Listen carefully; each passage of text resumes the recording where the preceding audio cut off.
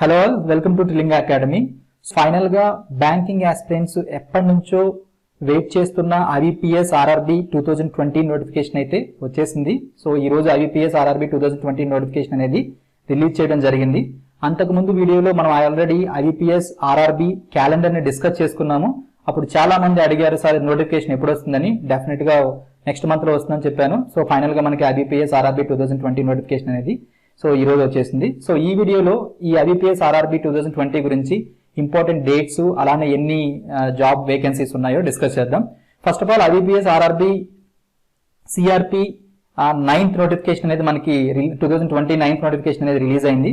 So ఏ పోస్టులకి ఈ IBPS RRB 9th notification అనేది రిలీజ్ అయిందంటే ఆఫీస్ అసిస్టెంట్ అంటే క్లరికల్ ఎగ్జామినేషన్ కి, అలానే అసిస్టెంట్ మేనేజర్ దాని స్కేల్ 1 అని అంటాము. సో దానికి, అదే విధంగా ఐబీపీఎస్ ఆర్ఆర్బీ స్కేల్ 2 మేనేజర్ కి, సో అదే విధంగా స్కేల్ 3 సీనియర్ మేనేజర్ కి. సో ఈ 4 కేటగిరీస్ ఆఫ్ పోస్టులకి మనకి ఐబీపీఎస్ ఆర్ఆర్బీ 2020 నోటిఫికేషన్ అనేది రిలీజ్ చేయడం జరిగింది. సో అయితే ఈ పోస్టులకి ఏజ్ యొక్క క్రైటీరియా ఎంత, age minimum age criteria, maximum age criteria ఎంత, సో ఏ ఏజ్ గ్రూప్ పీపుల్ వాళ్ళు ఈ స్కేల్ 1, స్కేల్ 2, స్కేల్ 3 కి అలానే క్లరికల్ ఎగ్జామినేషన్ కి ఎలిజిబుల్ చూద్దాం. So first of all clerical నుంచి చూద్దాము. Clerical, assistant manager, senior manager. So ఈ ఆర్డర్ బాగుంటుంది. So IBPS RRB multipurpose clerical exam కి ఏజ్, క్యాండిడేట్స్ కి ఏజ్ యొక్క క్రైటీరియా ఎంత ఉండాలంటే 18 to 28 ఇయర్స్ ఉండాలన్నమాట. అంటే మినిమం 18 ఇయర్స్ ఉండాలి, మాక్సిమం 28 ఇయర్స్ ఉండాలి. సో అదే విధంగా ఐబీపీఎస్ ఆర్ఆర్బీ పీఓ అనొచ్చు మనం సింపుల్ గా. దీన్ని అసిస్టెంట్ మేనేజర్ అంటారు. దీనికి ఏజ్ క్వాలిఫికేషన్ ఎంత ఉండాలంటే 18 ఇయర్స్ to 30 ఇయర్స్ ఉండాలన్నమాట.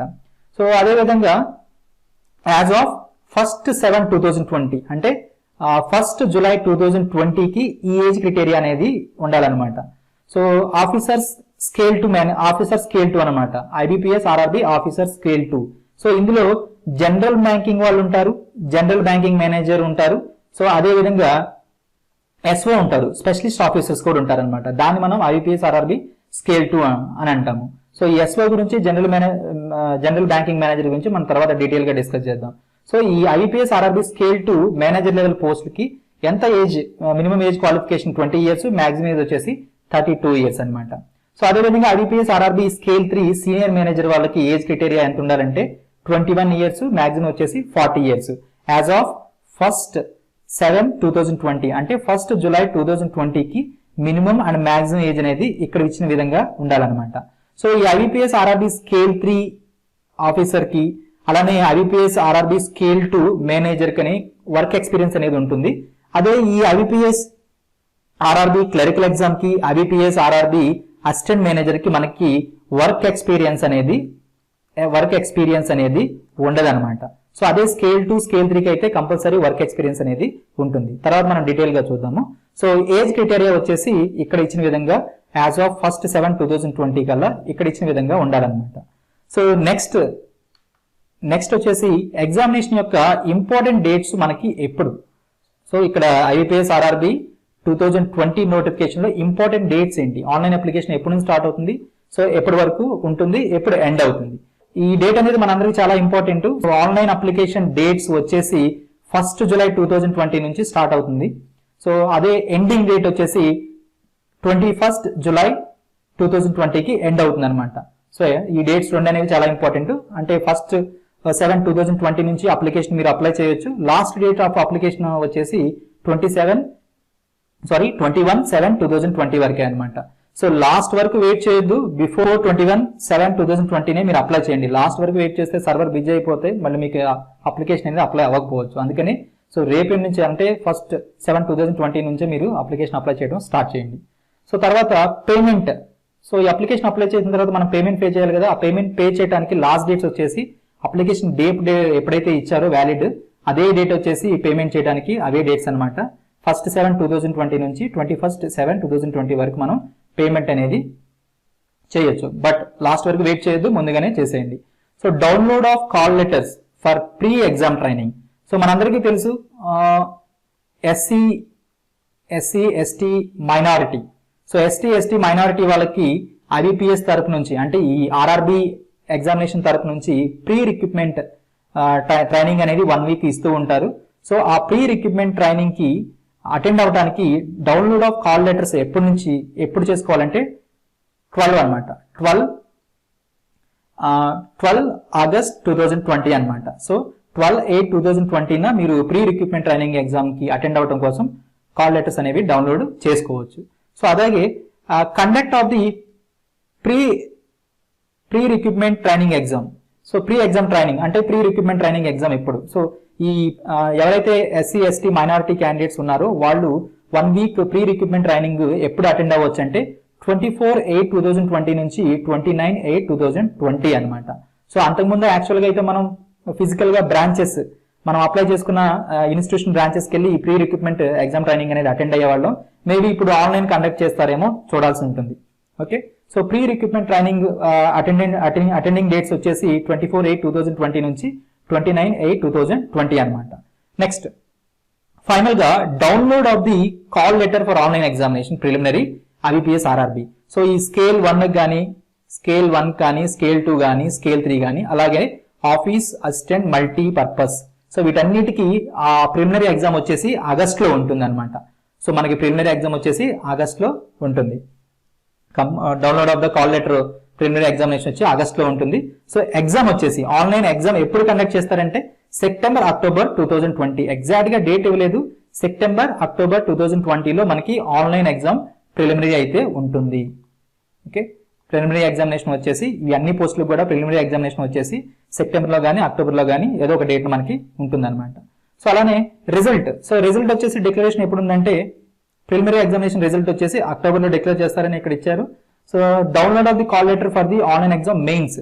సో మనకి ప్రిలిమినరీ ఎగ్జామ్ ఎవరైతే క్వాలిఫై అవుతారో సర్టెన్ కట్ ఆఫ్ మార్క్స్ తో, సో వాళ్ళకి మెయిన్స్ ఎగ్జామినేషన్ అటెండ్ అవడానికి కాల్ లెటర్ ఎప్పుడు డౌన్లోడ్ చేసుకోవచ్చు అంటే అక్టోబర్ నవంబర్ లో డౌన్లోడ్ చేసుకోవచ్చు అని మనకి నోటిఫికేషన్ ఇవ్వడం జరిగింది.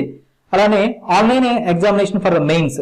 సో ఆన్లైన్ ఎగ్జామినేషన్ మెయిన్స్ ఎప్పుడు ఉండొచ్చు అంటే అది కూడా అక్టోబర్ నవంబర్ లోనే 2020 ఇచ్చారు. అంటే మనకి download mains examination call letter release చేసిన వెంటనే మెయిన్స్ ఎగ్జామినేషన్ ఉండొచ్చు. సో అందుకనే మనకి ముందుగానే ప్రిపేర్ అవడం చాలా బెటర్ ఈసారికి అయితే మాత్రం. సో అలానే declaration of result mains examination. So mains examination యొక్క డిక్లరేషన్ ఆఫ్ రిజల్ట్ వచ్చేసి స్కేల్ 1 స్కేల్ 2 స్కేల్ 3 ఎప్పుడంటే అక్టోబర్ నవంబర్ లోనే మెయిన్స్ ఎగ్జామినేషన్ యొక్క రిజల్ట్ ని డిక్లేర్ చేస్తారని మనకి నోటిఫికేషన్ లో ఇవ్వడం జరిగింది. ఓకే, సో అదేవిధంగా download of call letter for interview. Okay, ఇంటర్వ్యూకి అంటే మనకి ప్రిలిమ్స్ మెయిన్స్ అయిపోయిన తర్వాత స్కేల్ 1 స్కేల్ 2 స్కేల్ 3 కి ఇంటర్వ్యూ ఉంటుంది.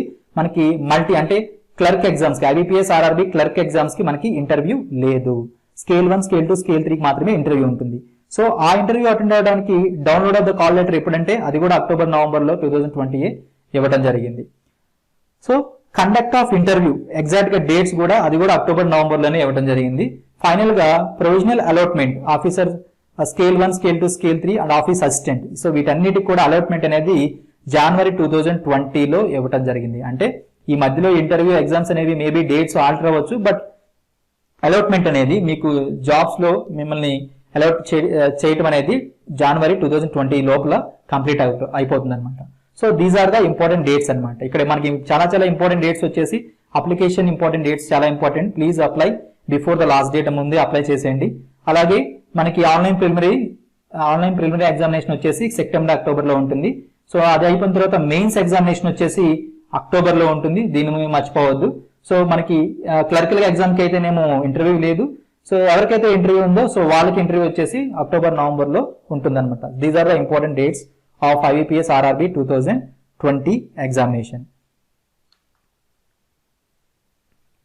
నెక్స్ట్ వచ్చేసి ఎడ్యుకేషన్ క్వాలిఫికేషన్స్. సో ఈ IBPS RRB నోటిఫికేషన్ ఇచ్చిన ఈచ్ అండ్ ఎవ్రీ పోస్ట్ కి ఎడ్యుకేషన్ క్వాలిఫికేషన్స్ అనేది ఎలా ఉండాలి అనేది ఇక్కడ చూద్దాం. సో IBPS RRB లో మనకు తెలిసిన విధంగా క్లర్క్ స్కేల్ 1 స్కేల్ 2 స్కేల్ 3 కి వర్క్ ఎక్స్పీరియన్స్ కానీ ఎడ్యుకేషన్ బ్యాక్గ్రౌండ్ ఎంత ఉండాలి. So IBPS RRB clerical examination కి IBPS RRB స్కేల్ 1 ఎగ్జామినేషన్ కి నో వర్క్ ఎక్స్పీరియన్స్ అనేది ఎలాంటిది అవసరం లేదనమాట. సింపుల్ గా ఎడ్యుకేషన్ బ్యాక్గ్రౌండ్ మాత్రమే అవసరమై ఉంటుంది. సో అదేవిధంగా IBPS RRB స్కేల్ 2 స్కేల్ 3 కి అయితే మాత్రం కంపల్సరీగా ఎడ్యుకేషన్ బ్యాక్గ్రౌండ్ తో పాటు వర్క్ ఎక్స్పీరియన్స్ కూడా ఉండాలి. సో అదేంటో మనం ఇప్పుడు చూద్దాం. సో క్లరికల్ ఎగ్జామినేషన్ కి IBPS RRB ఆఫీస్ అసిస్టెంట్ కి అయితే బ్యాచిలర్ డిగ్రీ ఉండాలి. వర్క్ ఎక్స్పీరియన్స్ అనేది ఎలాంటిది లేదు. సో ఇది రీజనల్ రూరల్ బ్యాంక్స్ కాబట్టి, అంటే ఆర్ఆర్బి అంటే ఏంటి, రీజనల్ రూరల్ బ్యాంక్స్ అంటే ఒక స్టేట్ యొక్క పర్టికులర్ రీజనల్ లొకేషన్స్ లో ఈ బ్యాంక్స్ అనేవి లొకేట్ అయి ఉంటాయి. సో ఇక్కడ అపాయింట్ అయ్యే ప్రతి ఒక్క బ్యాంకింగ్ ఎంప్లాయీ రీజనల్ రూరల్ అంటే రీజనల్ స్టేట్ యొక్క రూరల్ విలేజెస్ లో వర్క్ చేయడానికి అపాయింట్ చేయబడతారు కాబట్టి రీజనల్ లాంగ్వేజ్ అనేది కంపల్సరీ వచ్చి ఉండాలన్నమాట. అంటే మీరు ఏపీ వాళ్ళైతే తెలుగు కంపల్సరీ వచ్చి ఉండాలి, తెలంగాణ స్టేట్ అని పర్లేదు, తెలుగు ఇద్దరికి వచ్చు కాబట్టి తెలుగు కంపల్సరీ వచ్చి ఉండాలి. ఇంకా వేరే ఏదైనా స్టేట్ కి అప్లై చేయాలనుకుంటే ఆ స్టేట్ యొక్క రీజనల్ రూరల్ లాంగ్వేజ్ అనేది మస్ట్ అండ్ షుడ్ గా వచ్చి ఉండాలన్నమాట. ఒకవేళ మీకు ఏ స్టేట్ కన్నా అప్లై చేసిన తర్వాత ఆ స్టేట్ యొక్క రీజనల్ రూరల్ లాంగ్వేజ్ రాలేదనుకోండి, ఆ స్టేట్ లో ఉండే లాంగ్వేజ్ మీకు రాలేదనుకోండి, కంపల్సరీగా మిమ్మల్ని జాబ్ నుంచి తీసేస్తారు. ఇంటర్వ్యూలో కంపల్సరీ ఇప్పుడు ఇది మ్యాండేటరీ చేశారు. సో మీకు ఆ స్టేట్ యొక్క లాంగ్వేజ్ వస్తేనే అప్లై చేయండి, లేకపోతే అప్లై చేయొద్దు. మీరు ఏ స్టేట్ కి అయితే సంబంధించి వాళ్ళైతే ఆ స్టేట్ నుంచి ఉన్న రీజనల్ రూరల్ బ్యాంక్స్ లో మాత్రమే మీరు ఈ జాబ్స్ కి అప్లై చేయండి. So office IBPS RRB office assistant కి అయితే bachelor degree regional rural language ఉంటే సరిపోతుంది. సింపుల్ గా ఎవరికైనా బేసిక్ కంప్యూటర్ నాలెడ్జ్ అయితే ఉంటుంది కాబట్టి దీన్ని పెద్దగా పట్టించుకోవాల్సిన అవసరం లేదు. అదే IBPS RRB scale 1 assistant manager కి అయితే వర్క్ ఎక్స్పీరియన్స్ అయితే ఎలాంటిది లేదు. అదే ఎడ్యుకేషన్ క్వాలిఫికేషన్ వచ్చేసి బ్యాక్గ్రౌండ్ వచ్చేసి జనరల్ గ్రాడ్యుయేషన్ అయినా సరిపోతుంది. అదేవిధంగా ఇందులో కొన్ని డిఫరెంట్ ఫీల్డ్స్ ఉంటాయి అనమాట. ఆఫీసర్ స్కేల్ 1 లో అగ్రికల్చర్ కి, అలానే హార్టికల్చర్ కానీ, యానిమల్ హస్బెండరీ కానీ, అగ్రికల్చర్ ఇంజనీరింగ్ కానీ, పెషికల్చర్ కానీ, అగ్రికల్చర్ మార్కెటింగ్ కానీ, లా, ఎకనామిక్స్, అకౌంటెన్సీ, సో ఇలాంటి జాబ్స్ కనుక ఆఫీసర్ స్కేల్ 1 కింద ఉంటే వాటికి రెస్పెక్టివ్ క్వాలిఫికేషన్ అనేది ఉండాలన్నమాట. సో అవి కాకుండా రిమైనింగ్ జాబ్స్ ఏమైనా ఉంటే దానికి bachelor degree in any discipline from the recognized university or equivalent to. అంటే ఏంటంటే జనరల్ గా ఏదైనా ఒక డిగ్రీ అయినా సరిపోతుంది, లేకపోతే ఆ పర్టికులర్ జాబ్స్ కి అప్లై చేయాలంటే ఈ పర్టికులర్ గ్రాడ్యుయేషన్ క్వాలిఫికేషన్ అనేది ఉండాలన్నమాట. So that is officer scale 1 అనమాట. దీన్ని మనం ఐబీపీఎస్ ఆర్ఆర్బీ పిఓ అని అనొచ్చు అనమాట సింపుల్ గా. సో క్లర్క్ కి పిఓ కి ఎలాంటి వర్క్ ఎక్స్పీరియన్స్ లేదు, బట్ ఎడ్యుకేషన్ క్వాలిఫికేషన్ అయితే ఇక్కడ ఇచ్చిన విధంగా ఉండాలన్నమాట. నెక్స్ట్ వచ్చేసి ఐబీపీఎస్ ఆర్ఆర్బీ స్కేల్ 2. మనకి ఈ స్కేల్ 2 కింద 2 టైప్స్ ఆఫ్ జాబ్స్ ఉన్నాయి. ఏంటంటే జనరల్ బ్యాంకింగ్ అనమాట, జనరల్ బ్యాంకింగ్ మేనేజర్, అలాగే స్పెషలిస్ట్ ఆఫీసర్ ఎస్ఓ అంటాం. ఐబీపీఎస్ ఆర్ఆర్బీ ఎస్ఓ ఉన్నాయి, ఐబీపీఎస్ ఆర్ఆర్బీ జనరల్ బ్యాంకింగ్ ఉన్నాయి. So IBPS RRB general banking ని ఎస్ఓ ని మనం సింపుల్ గా ఇక్కడ ఆఫీసర్ స్కేల్ 1 ఆర్ఆర్బీ అని అంటాం అనమాట. సో జనరల్ బ్యాంకింగ్ వాళ్ళకైతే ఆ రెస్పెక్టివ్ ఫీల్డ్స్ లో అట్లీస్ట్ 2 years ఎక్స్పీరియన్స్ ఉండాలండి.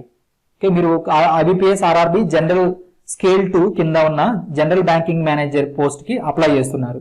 అయితే మీకు అంటే ఏంటంటే 2 years as an officer in a bank or financial institution, ఏదైనా ఒక ప్రైవేట్ సెక్టర్ బ్యాంక్ లో కానీ, లేకపోతే ఏదైనా ఒక మ్యూచువల్ ఫండ్ ఇన్స్టిట్యూషన్ లా కానీ. ఫైనాన్షియల్ ఇన్స్టిట్యూషన్స్ అంటే మ్యూచువల్ ఫండ్ ఇన్స్టిట్యూషన్స్, ఇలాంటి వాటిని ఫైనాన్షియల్ ఇన్స్టిట్యూషన్స్ అంటాం. వాటిలో ప్రైవేట్ బ్యాంక్ లో కానీ, గవర్నమెంట్ బ్యాంక్ లో కానీ, లేకపోతే ఏదైనా ఒక బ్యాంక్ లో కానీ, ఫైనాన్షియల్ ఇన్స్టిట్యూషన్ లో కానీ మీకు 2 years ఆ రెస్పెక్టివ్ ఫీల్డ్ లో మీరు ఏ ఫీల్డ్ అయితే వర్క్ చేస్తున్నారో ఆ ఫీల్డ్ లో ఎక్స్పీరియన్స్ అనేది ఉండాలి.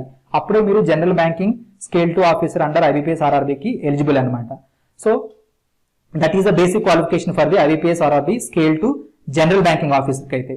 సో మరి అదైతే ఎస్ఓకి అయితే, ఎస్ఓకి అయితే మనకి ఎస్ఓ కింద ఐబీపీఎస్ ఆర్ఆర్బీ స్పెషలిస్ట్ ఆఫీసర్ కింద మనకి డిఫరెంట్ పోస్టులు ఉన్నాయి. అదేంటంటే IT, information technology specialist officers, అలానే చార్టెడ్ అకౌంట్ సిఏ, అలానే లా ఆఫీసర్స్, అలానే ట్రెజరీ మేనేజర్, సో ఇంకా వచ్చేసి మార్కెటింగ్ ఆఫీసర్. సో ఇవి ఐబీపీఎస్ ఆర్ఆర్బీ ఎస్ఓ కింద ఉన్న డిఫరెంట్ జాబ్స్ అనమాట మళ్ళీ.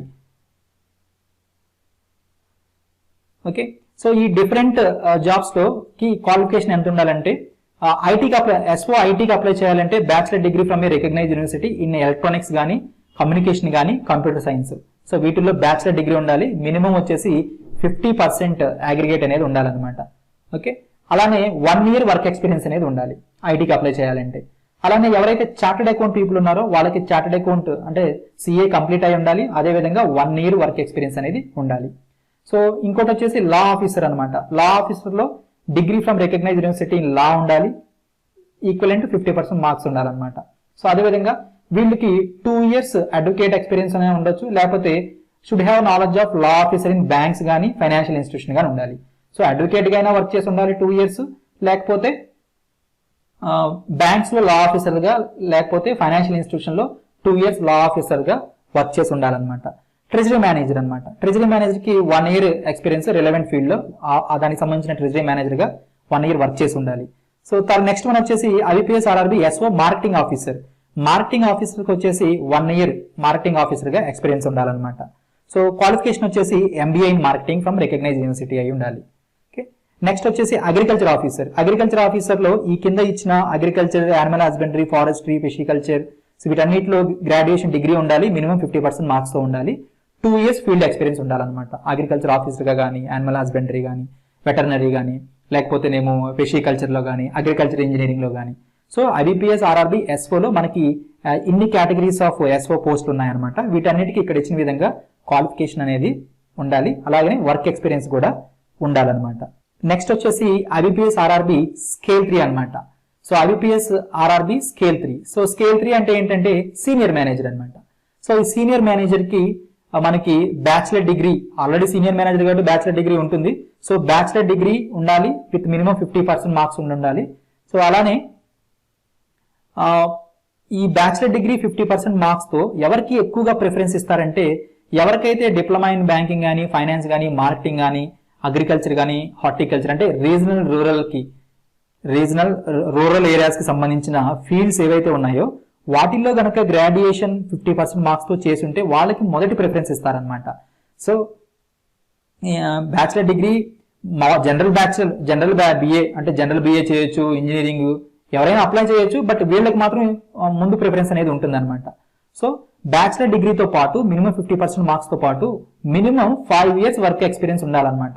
బ్యాంకింగ్లో కానీ, ఫైనాన్షియల్ ఇన్స్టిట్యూషన్స్లో 5 years వర్క్ ఎక్స్పీరియన్స్ ఉంటే వాళ్ళు ఆఫీసర్ స్కేల్ 3కి, IBPS RRBకి ఎలిజిబుల్ అనమాట. సో ఇవన్నమాట. సో స్కేల్ 1కి, స్కేల్ 2కి, స్కేల్ 3కి, అలాగే క్లర్క్కి ఎడ్యుకేషన్ క్వాలిఫికేషన్స్ అలాగే వర్క్ ఎక్స్పీరియన్స్ వచ్చేసి ఇక్కడ ఇచ్చిన విధంగా ఉండాలి. నెక్స్ట్ వచ్చేసి ఎగ్జామినేషన్ స్ట్రక్చర్. ఆల్రెడీ అంతకుముందు మనం చేసిన వీడియోలో IBPS ఎగ్జామ్ క్యాలెండర్ లో మనకి ఎగ్జామినేషన్ యొక్క స్ట్రక్చర్ డిస్కస్ చేసాం. మళ్ళీ షార్ట్ గా ఇప్పుడు చూద్దాము. సో క్లర్కల్ ఎగ్జామ్ కి, IBPS క్లర్క్ ఎగ్జామ్ కి అలానే స్కేల్ 1కి ప్రిలిమ్స్ ఉంటుంది, మెయిన్స్ ఉంటుంది. Okay, IBPS RRB assistant multipurpose కానీ లేకపోతే IBPS RRB స్కేల్ 1కి ప్రిలిమ్స్ ఉంటుంది, మెయిన్స్ ఉంటుంది. సో ఈ రెండింటికి ప్రిలిమ్స్ ఉంటుంది, మెయిన్స్ ఉంటుంది. సో ప్రిలిమినరీగా అయితే మనకి ఇంగ్లీష్ లేదు, అదొక బెస్ట్ అడ్వాంటేజ్ మనకు చాలా మందికి. So reasoning number of questions 40 ఉంటాయి, 40 మార్క్స్ అనమాట. న్యూమరికల్ ఎబిలిటీ అంటే క్వాంటిటేటివ్ ఆప్టిట్యూడ్ వచ్చేసి 40 క్వశ్చన్స్ 40 మార్క్స్ కి. ఓవరాల్ గా ఎగ్జామ్ అనేది 80 మార్క్స్ జరుగుతుంది. టైం వచ్చేసి 45 minutes అనమాట. ఓకే, క్లరికల్ ఎగ్జామ్ కి సేమ్ అదే విధంగా మనకి IBPS RRB స్కేల్ 1 అనమాట. అంటే PO అసిస్టెంట్ మేనేజర్ ఎగ్జామ్ కి సేమ్ ప్రొసీజర్ ఉంది. రీజనింగ్ 40 మార్క్స్ వచ్చి 40, క్వాంట్ 40 మార్క్స్ వచ్చి 40, టోటల్ గా 80 జరుగుతుంది మాక్సిమం మార్క్స్. సో టైం వచ్చేసి 45 minutes అనమాట. సో ఇది preliminary exam for IBPS RRB clerks and IBPS RRB PO అంటే అసిస్టెంట్ మేనేజర్ స్కేల్ 1 అనమాట. సో ఎవరైతే ఈ క్లరికల్ ఎగ్జామ్, ఈ స్కేల్ 1 ఎగ్జామ్ ప్రిలిమ్స్ క్వాలిఫై అవుతారో వాళ్ళు మెయిన్స్ ఎగ్జామ్ రాయాల్సి ఉంటుంది. మెయిన్స్ ఎగ్జామ్ వచ్చేసి సేమ్ మళ్ళీ క్లరికల్ ఎగ్జామ్ కి అదే విధంగా IBPS RRB PO mains exam వచ్చేసి రెండు మళ్ళీ సేమ్ గానే ఉంటాయి. టైం లిమిట్ సేమే, అన్ని సేమ్ గానే ఉంటాయి. కాకపోతే ఒకటి డిఫరెంట్. సో క్లర్క్స్ కి అయితేనేమో ఇంటర్వ్యూ లేదు, మనకి క్లర్క్స్ కి అయితే ఇంటర్వ్యూ అటెండ్ అవ్వాల్సిన పని లేదు. అదే IBPS RRB స్కేల్ 1 అంటే PO ఎవరైతే క్వాలిఫై అవుతారో వాళ్ళు ఫర్దర్ గా ఇంటర్వ్యూ అటెండ్ అవ్వాల్సి ఉంటుంది. సో మనకి IBPS RRB క్లరికల్ కానీ PO మెయిన్స్ ఎగ్జామినేషన్ లో రీజనింగ్ ఉంటుంది, కంప్యూటర్ ఉంటుంది, జనరల్ అవేర్నెస్ ఉంటుంది. ఇక్కడ చూడండి ఇంగ్లీష్, హిందీ అంటే ఏంటంటే మనకి 2019 నుంచి IBPS RRB ఎగ్జామ్ అనేది 13 రీజనల్ లాంగ్వేజెస్ లో జరుగుతుంది. 13 రీజనల్ లాంగ్వేజెస్ లో జరుగుతుంది. అందులో మనకి ఏపీ తెలుగు ఉంది, తెలంగాణ స్టేట్ తెలుగు ఉంది అనమాట. ఓకే, 2019 నుంచి IBPS RRB ఎగ్జామ్ అనేది 13 రీజనల్ లాంగ్వేజెస్ లో జరుగుతుంది. ఎందుకంటే రూరల్ లో ఉన్న యూత్ కి ఎక్కువ ఫెమిలియర్ గా ఉంటుంది ఎగ్జామ్ అని చెప్పేసి ఎక్కువ ఎంప్లాయ్మెంట్ మ్యాక్సిమైజ్ చేయడానికి రీజనల్ రూరల్ లాంగ్వేజ్ లో ఈ ఎగ్జామ్ 13 రీజనల్ రూరల్ లాంగ్వేజ్ లో ఈ ఎగ్జామ్ అనేది కండక్ట్ చేస్తున్నారు, ఇంక్లూడింగ్ హిందీ అండ్ ఇంగ్లీష్ అనమాట. సో మీరు ఒకవేళ ఈ ఎగ్జామ్ ని తెలుగులో రాయాలనుకుంటే తెలుగులో రాయొచ్చు. సో తెలుగులో రాస్తే మీకు ఇంగ్లీష్ అనేది తెలుగులో రాదనమాట. మీరు తెలుగులో రాసినా ఇంగ్లీష్ లో రాసినా మీకు ఇంగ్లీష్ అనేది ఇంగ్లీష్ లోనే వస్తుంది, గుర్తుపెట్టుకోండి. అదే హిందీ వాళ్ళకి అనుకోండి, ఒకవేళ ఒక హిందీ ఆస్పిరెంట్ కనుక IBPS RRBని హిందీలో అప్లై చేస్తే తనకి రీజనింగ్, కంప్యూటర్, జనరల్ అవేర్నెస్ అలానే క్వాంటిటేటివ్, న్యూమరికల్ ఎబిలిటీ అన్ని హిందీలో వస్తాయి. హిందీ కూడా హిందీలోనే వస్తుంది అనమాట, అంటే ఇంగ్లీష్ కూడా హిందీలోనే వస్తుంది అనమాట. అదేమో ఒక Telugu candidate, Telugu banking aspirant వచ్చేసి IBPS RRBని తెలుగులో రాయాలనుకున్నాడు అనుకోండి, రీజనింగ్, కంప్యూటర్, జనరల్ అవేర్నెస్ అలానే క్వాంటిటీ ఆప్టిట్యూడ్ మనకి తెలుగులో వస్తాయి. ఇంగ్లీష్ మాత్రం ఇంగ్లీష్ లోనే వస్తుంది, ఇంగ్లీష్ తెలుగులో రాదు. సో అందుకనే ఇంగ్లీష్ తెలుగులో రాదు కాబట్టి నా అడ్వైజ్ ఏంటంటే మీకు రీజనింగ్, క్వాంటిటీ ఆప్టిట్యూడ్ అనేది తెలుగులో కన్నా ఇంగ్లీష్ లో అర్థం చేసుకోవటమే చాలా ఈజీగా ఉంటుంది. ఓకే, మీ ఇంట్రెస్ట్ బట్టి మీరు అప్లై చేయండి. మీరు తెలుగులో అయినా రాయొచ్చు ఈ ఎగ్జామ్ ని, లేకపోతే ఇంగ్లీష్ లో అయినా రాయొచ్చు. మీరు తెలుగులో రాసినా ఇంగ్లీష్ లో రాసినా ఇంగ్లీష్ మాత్రం మీకు ఇంగ్లీష్ లోనే వస్తుంది. ఓకే, సో న్యూమరికల్ ఎబిలిటీ ఉంటుంది. సో ఇవన్నీ కలిపి ఇక్కడ ఇచ్చిన విధంగా నెంబర్ ఆఫ్ క్వశ్చన్స్ అన్ని కూడా 40 ఉన్నాయి. సో మార్క్స్ వచ్చేసి రీజనింగ్ 50 ఉన్నాయి, కంప్యూటర్ నాలెడ్జ్ వచ్చేసి 20 ఉన్నాయి. సో జనరల్ అవేర్నెస్ 40, అదే విధంగా ఇంగ్లీష్ లాంగ్వేజ్ 40. సో మనకి హిందీ మనం రాయం కాబట్టి ఇది ఆప్షనల్, ఇది లేదు. సో న్యూమరికల్ ఎబిలిటీ వచ్చేసి 50 మార్క్స్ అనమాట. సో ఓవరాల్ గా 200 మార్క్స్ కి ఎగ్జామ్ అయితే జరుగుతుంది, 2 hours లో ఉంటుంది. సో మనకి ఈచ్ సెక్షన్ లో మనకి కట్ ఆఫ్, అంటే ఈచ్ సెక్షన్ లో కట్ ఆఫ్ రావాలన్నమాట. సో కట్ ఆఫ్ మార్క్స్ వచ్చి ఈచ్ సెక్షన్ కట్ ఆఫ్ ఉంటుంది, అలానే overall cut off, okay, all cut off, overall cut off కూడా ఉంటుంది అనమాట. Okay, so each section cut off ఉంటుంది, ఓవరాల్ కట్ ఆఫ్ ఉంటుంది. సో అదే విధంగా స్కేల్ 1 కూడా సేమ్ ప్యాటర్న్ అనమాట. సో ఇది కూడా మీరు తెలుగులో అయినా రాయొచ్చు, లేకపోతే ఇంగ్లీష్ లో అయినా రాయొచ్చు. మీరు ఎందులో రాసినా కానీ ఇంగ్లీష్ మాత్రం ఇంగ్లీష్ లోనే ఉంటుంది. లాస్ట్ టైం చాలా మంది డౌట్ అడిగారు, సార్ మేము తెలుగులో రాస్తే ఇంగ్లీష్ తెలుగులో ఉంటుందని. ఉండదు, హిందీ వాళ్ళకి మాత్రం ఆపర్చునిటీ ఉంది. వాళ్ళు హిందీలో అప్లై చేస్తే వాళ్ళకి ఇంగ్లీష్ కూడా హిందీలోనే వస్తాయి అనమాట. So that is one of best option is given for them.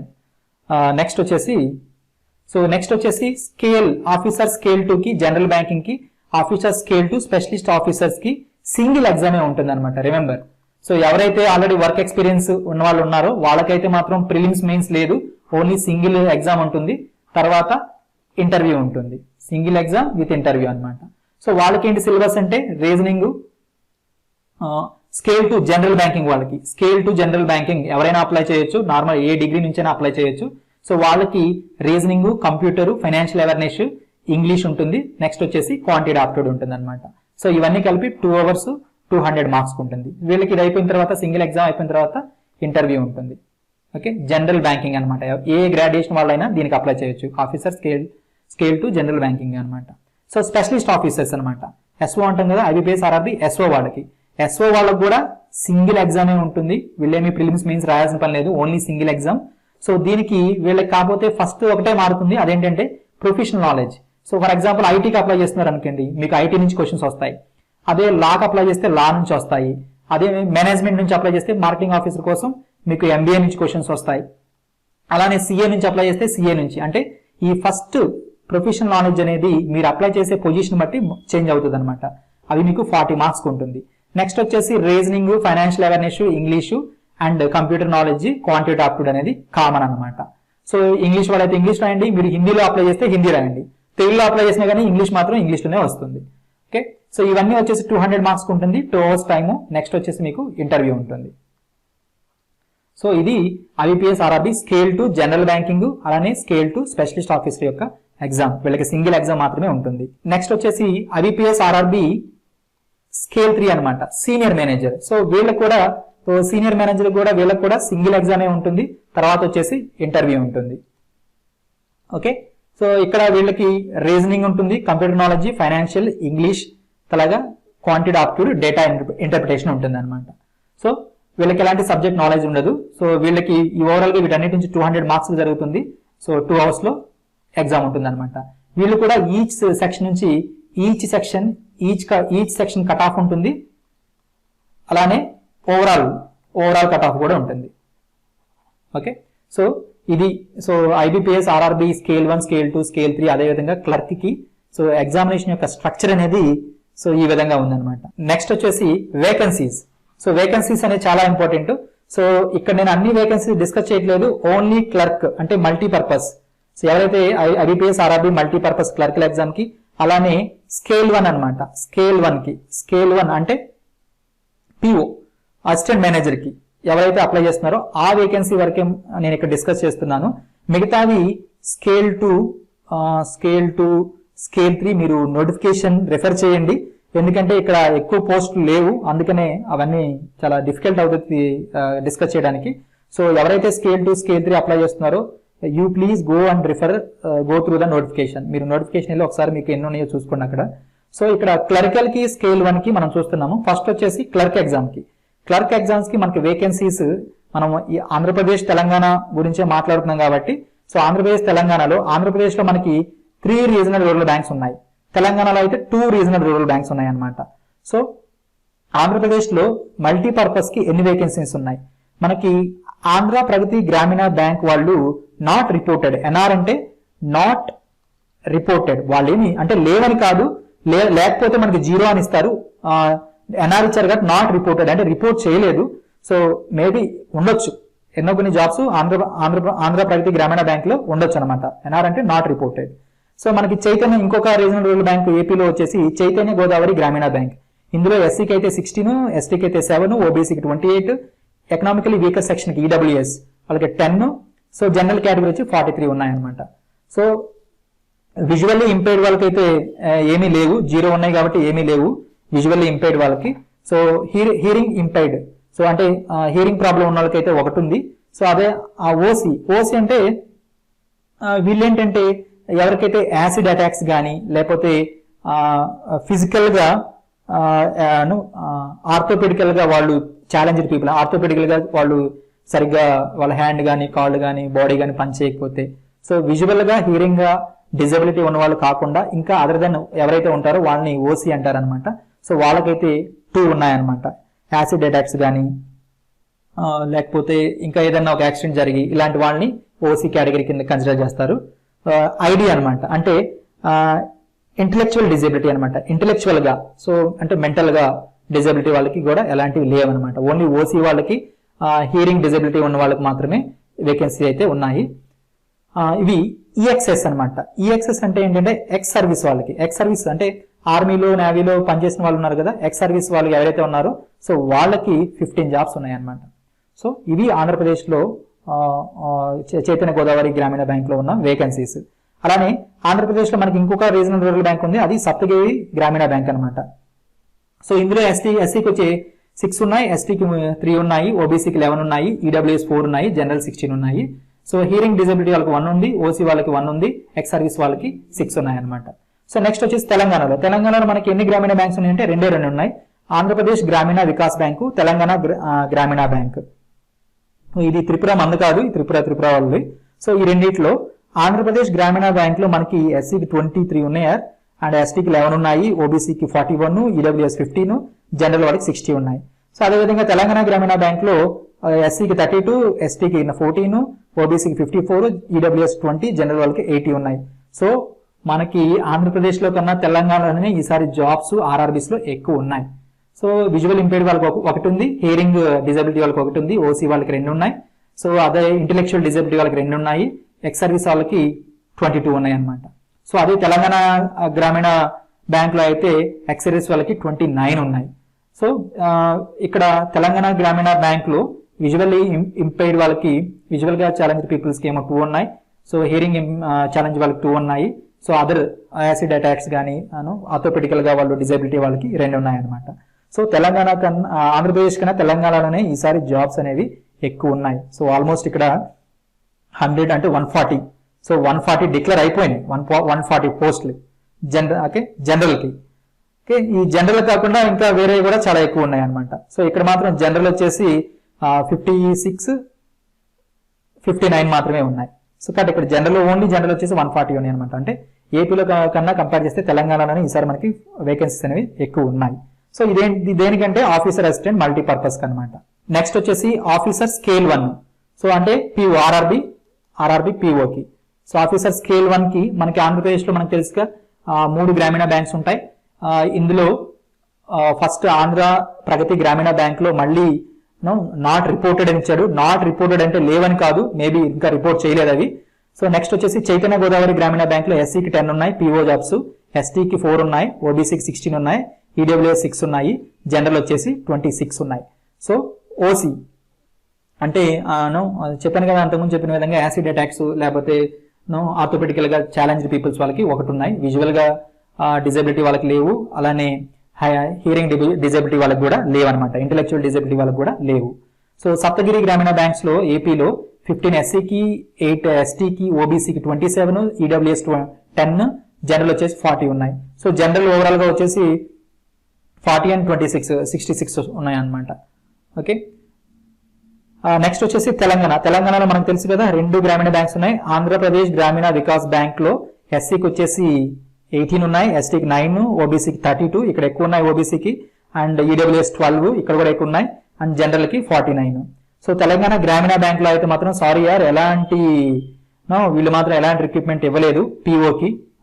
Somewhat it is Telangana Grameena bank లో పిఓకి ఎలాంటి వేకెన్సీస్ ఇవ్వలేదు. ఇది సమ్వాట్ డిసప్పాయింట్ అనమాట. సో దట్ ఈస్ హౌ ఇవి IBPS RRB PO or scale 1 మనకి తెలంగాణ ఆంధ్రప్రదేశ్ లో ఉన్న జాబ్ వేకెన్సీస్ అనమాట.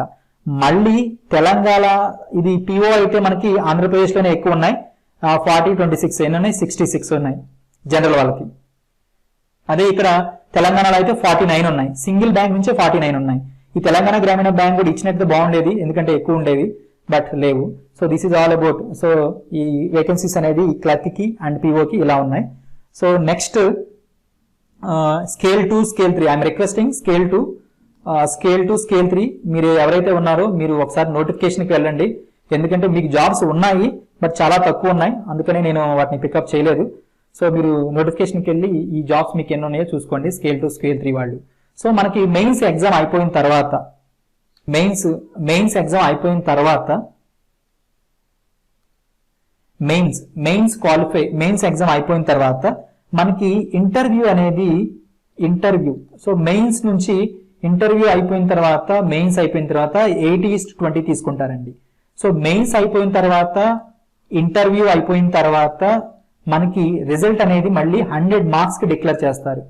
మనకి మెయిన్స్ వచ్చేసి ఎన్ని మార్క్స్ కి, 200 మార్క్స్ కి. అలానే ఇంటర్వ్యూ వచ్చేసి ఎన్ని మార్క్స్ కి, మనకి ఇంటర్వ్యూ వచ్చేసి 100 మార్క్స్ కి అనమాట ఈ IBPS RRBs లో. సో అయినప్పటికీ కూడా మెయిన్స్ నుంచి మనకి 80% కన్సిడర్ చేస్తారు, ఇంటర్వ్యూ నుంచి 20% కన్సిడర్ చేస్తారు. ఫర్ ఎగ్జాంపుల్ మనకి మెయిన్స్ లో మీకు 60 మార్క్స్ వచ్చాయి అనుకుందాం. ఈ 60 మార్క్స్ ని 80% కి రేషనలైజ్ చేస్తారనమాట. సో 60 మార్క్స్ వచ్చాయి మీకు మెయిన్స్ లో, వీటిని 80% కి రేషనలైజ్ చేస్తారు.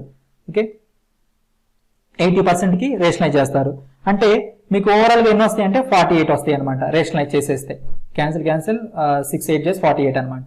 సో మనకి ఇంటర్వ్యూ ఎన్ని మార్క్స్ జరుగుతుందంటే అన్ని స్కేల్ 2 కానీ, స్కేల్ 3 కానీ, స్కేల్ 1 కానీ ఇంటర్వ్యూ వచ్చేసి 100 మార్క్స్ జరుగుతుంది.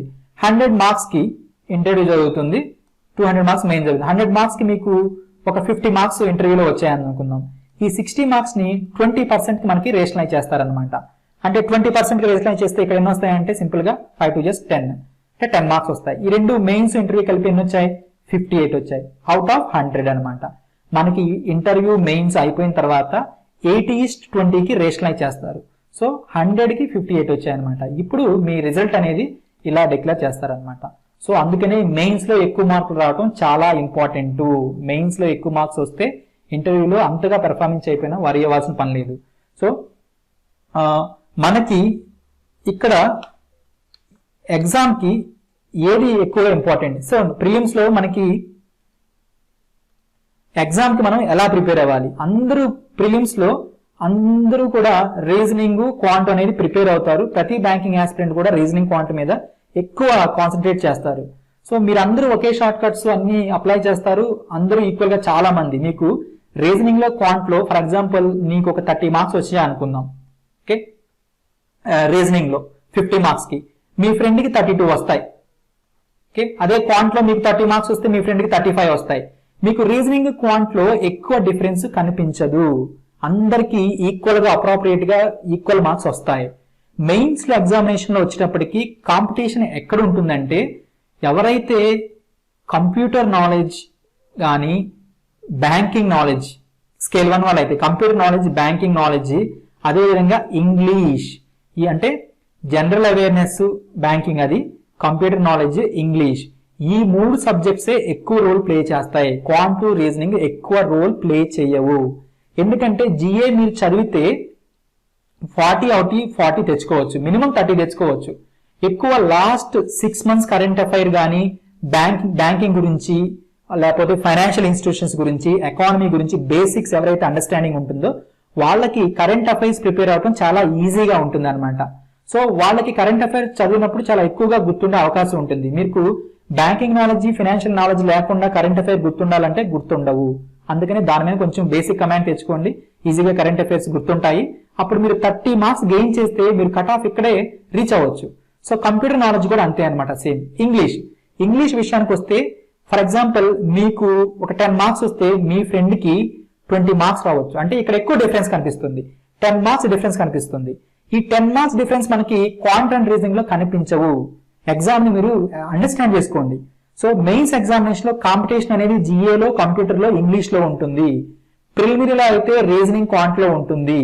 మనకి మెయిన్స్ ఎగ్జామ్, మనం ప్రిలిమ్స్ ఎలాగో క్వాలిఫై అవుతాం కాబట్టి మెయిన్స్ లో కాంపిటీషన్ రీజనింగ్, క్వాంట్ లో ఉండదు. మీ అందరికి రీజనింగ్, క్వాంట్ లో అప్రాప్రియేట్ గా సేమ్ మార్క్స్ వస్తాయి. మేబీ ఆ రెండు సబ్జెక్టు కొంచెం చేయడానికి కొంచెం డిఫికల్ట్ ఏమో, కానీ ఆ రెండిట్లో కొంచెం తక్కువ తెచ్చుకున్నా మీరు బాగా జిఏ, ఇంగ్లీషు అండ్ కంప్యూటర్ చదివితే మీరు ఈజీగా తెచ్చుకోవచ్చు. మీకు ఎక్కువ ఇంగ్లీషు, కంప్యూటర్, జిఏ మీద కాన్సన్ట్రేట్ చేయకపోతే మార్క్స్ యొక్క డిఫరెన్స్ ఎక్కువ వచ్చి మీరు లిస్ట్ లో మీ పేరు ఉండకపోవచ్చు.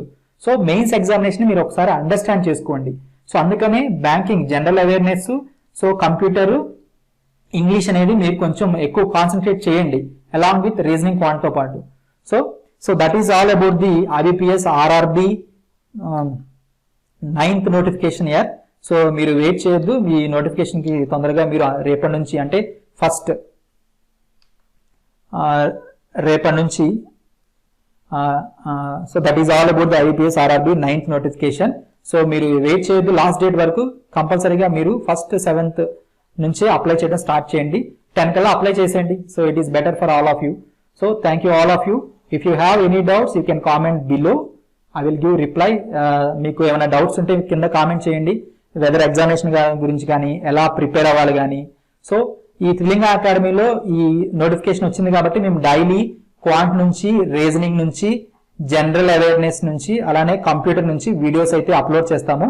సో ఈ వీడియోస్ ఫాలో అవ్వండి, మీకు ఎగ్జామ్ కి చాలా హెల్ప్ఫుల్ అవుతాయి, ఈజీగా క్రాక్ చేయొచ్చు. Thank you all of you.